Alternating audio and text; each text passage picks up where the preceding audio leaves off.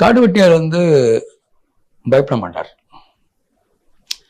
ஏன்னா அவர் 2007 2008 2009 சிறைக்கு வந்தார். அப்போ நானும் சிறையில் இருந்தேன். அப்போ திமுக ஆட்சி. அப்போது அதை கருணாநிதி அதை செய்கிறேன் இதை செய்கிறேன்னு ஒன்றும் செய்யலை. அதுதான் அவங்களுக்கு இடையில் அந்த முரண்பாடு. அப்போது அவரை பிடிச்சி தேசிய பாதுகாப்பு சட்டம் போட்டாங்க.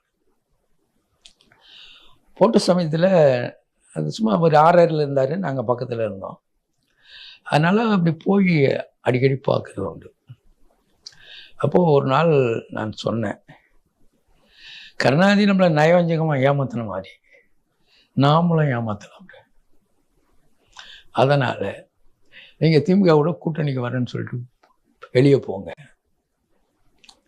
தேர்தல் வர சமயத்தில் பேசிக்கலாம். அதை ஏன் இப்பயே வந்து அதை ஒரு நிபந்தனையாக வச்சுக்கிட்டு அது முடியாதுன்னு சொல்லிக்கிட்டு எதுக்கு சிறையில் கிடைக்கிறீங்க அப்படின்னு சொன்னாங்க. அவர் ஒத்துக்கல.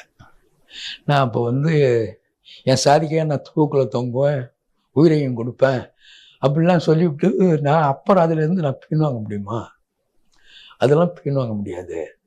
அது நான் சிறையில் இருந்தான் போகிறேன், அப்படியெல்லாம் வாழ வேண்டிய அவசியம் இல்லை அப்படிங்கிறது அவருடைய ரொம்ப தெளிவாக சொன்னார். நான் அப்புறம் சரி சொல்லி பார்த்துட்டு அப்புறம் நாமளும் ஒரு இதை வந்து ரொம்ப அழுத்தமாக கொடுத்து சொல்ல முடியாது.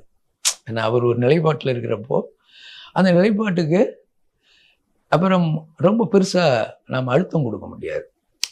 அதுக்கப்புறம் பின்னாடி அப்புறம் அப்படி தான் செய்தாங்க. அவர்கிட்ட ஆங்கிலத்தில் கடிதம் எழுதி அவர்கிட்ட வந்து கையெழுத்து வாங்கிட்டு அவர் அப்பயும் சொல்கிறாரு, சும்மா என்ன பகுதியில் வந்து எஸ்ஆர்ன்னு சொல்லுவாங்க. இல்லை எஸ்ஆர் பேச்சை கட்டுட்டு என்னடா பண்ணிட்டு இருக்கீங்க, இந்த ஆங்கிலத்தில் கடிதம் எழுதிட்டு வந்தீங்க போய்ங்க அப்படி அப்படின்னு சொல்லி சொல்கிறாரு.